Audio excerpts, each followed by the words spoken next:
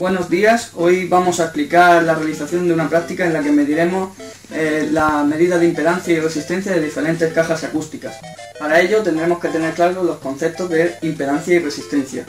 La impedancia representa la posición que presenta el altavoz al paso de la corriente alterna, es decir, representa el valor de la carga del amplificador. La impedancia de un altavoz es la combinación de su parte inductiva y resistiva de la bobina de la que está compuesto. La resistencia de la bobina de un altavoz es la oposición de esta al paso de la corriente continua. La frecuencia en la que se suele utilizar para hacer la toma de impedancia nominal, la que da el fabricante, es de la que vamos a hacer en esta caja, que es la DAS PF115, es de 10 kHz. La que usaremos en nuestro aparato de medida será de 1 kHz. Ahora vamos a explicar los conectores. Usaremos un conector macho Speak-On.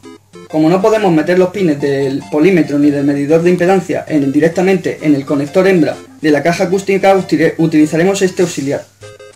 Estos conectores son muy robustos, ya que cuando se conectan el macho con la hembra se giran y hacen un clic y no hay forma de separarlos si no es mediante la presión de un determinado saliente y girándolo de nuevo en sentido antihorario. Su conexión es simple, ya que básicamente solo tienen que pelar el cable y atornillarlo con una llave Allen en el hueco del que disponen para ello. Estos cables suelen ser de 2,5 a 4,5 milímetros cuadrados de sección.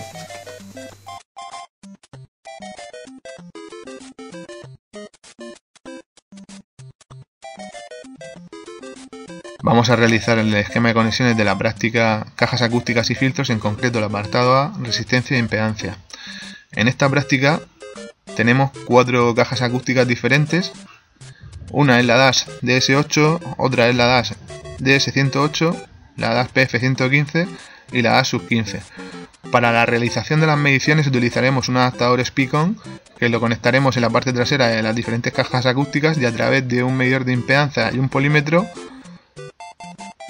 mediremos la resistencia y la impedancia resultante de cada caja acústica dependiendo de las características de cada una de ellas. Bien, comenzaremos con la medida de la resistencia en la caja DAS PF115. Para ello utilizaremos un polímetro que pondremos en la escala de los 200 ohmios en corriente continua.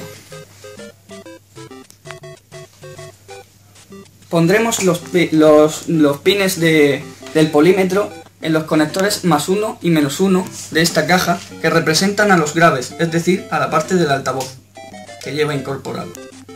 Es indiferente cómo pongamos en los pines del polímetro, ya que una resistencia no puede dar negativo. Como vemos, marca 6,38 ohmios de resistencia. Ahora pasaremos a la medida de la impedancia. Utilizaremos también los mismos pines, que serán el +1 y el -1, que representan a los graves.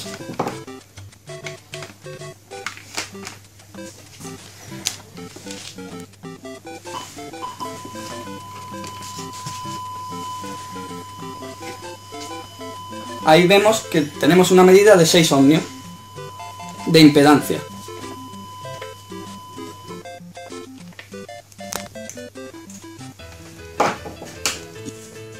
Bien, ahora hemos tomado medidas al resto de cajas acústicas y empezaremos a ver la diferencia.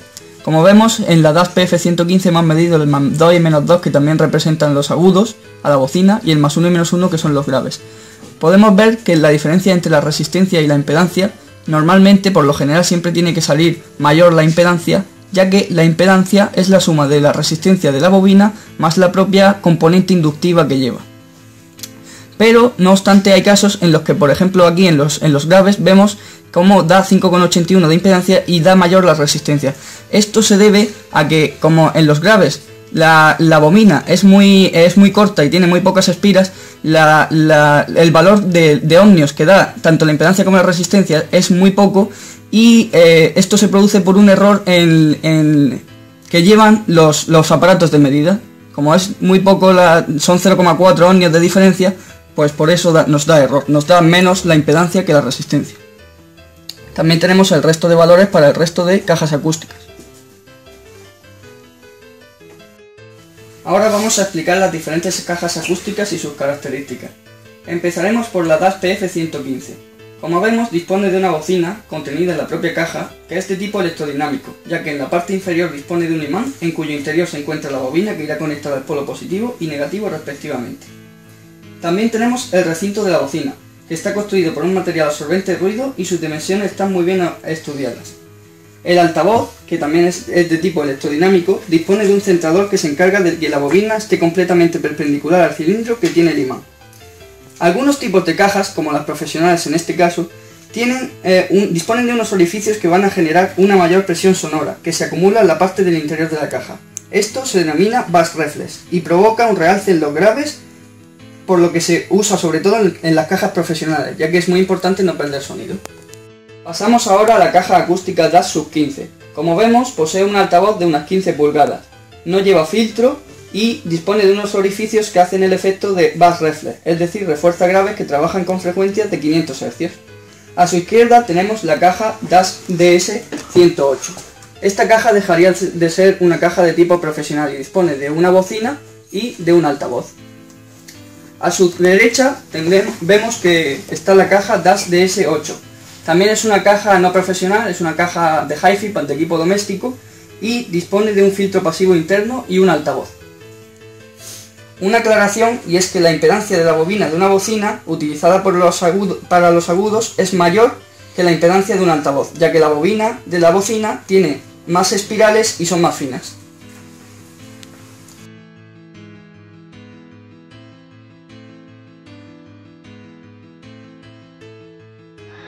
En la parte avanzada de la práctica realizaremos las mediciones sobre un tweeter y observaremos las distintas mediciones que nos da tanto en resistencia como impedancia según las características técnicas de dicho tweeter. Aquí tenemos un altavoz tweeter piezoeléctrico, que es una característica del material que lo compone. Este tiene la capacidad de modificar su estructura física cuando se ve sometido a diferencias de potencial eléctrica. En algunos materiales, como el cuarzo, si se le aplica una tensión eléctrica a los lados opuestos de este cristal, se contraen o se dilatan en función de la polaridad de esta tensión. Ahora pasaremos a medir la resistencia e impedancia de este altavoz. El polímetro le inyectará una tensión determinada en corriente continua que el tweeter, al no disponer de bobina, no permitirá su paso, por lo que no obtendremos ninguna medida en el polímetro, como se puede observar. En este punto de la práctica pasaremos a medir la impedancia del altavoz tweeter piezoeléctrico con nuestro medidor de impedancia. Este tiene la característica de que, a diferencia del polímetro, introduce una determinada tensión en corriente alterna y en frecuencia de 1 kHz, por lo que con este aparato sí que obtendremos una medida, como se puede observar, de 1550 ohmios. Esto es debido a que el tweeter sí deja pasar la corriente alterna, pero no la continua. Pues esto ha sido todo, espero os haya gustado y nos veremos en la siguiente videopráctica.